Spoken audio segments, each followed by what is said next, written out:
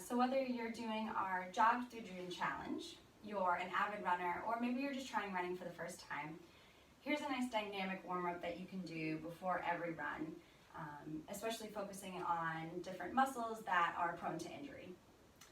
And so before we actually move into our stretches, we want to just warm up the body. 2 to 3 minutes long usually. So you can start with some side steps.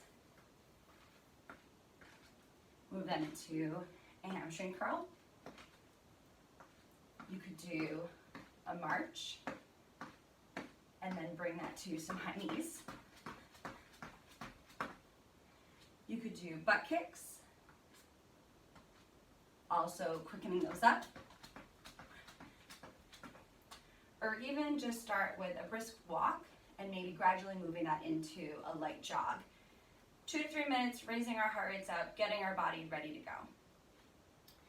And then the following are some dynamic stretches that you can do. They're all stretches that need to be held for about 2 to 3 seconds, and you want to make sure that you're moving during each stretch to keep our body nice and warm and nice and loose.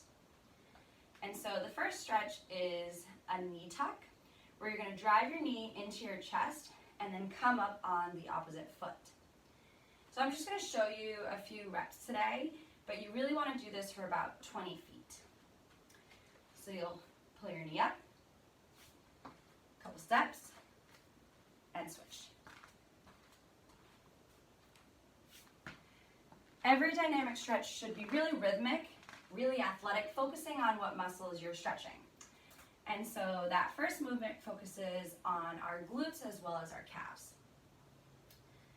The next stretch is one of my favorites.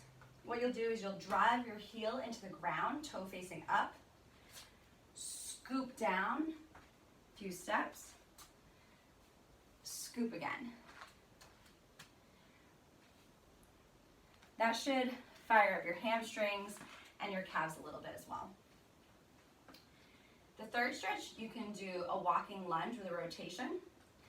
So you'll lunge down, twist, twist, still taking a few steps in between, lunge, twist, twist.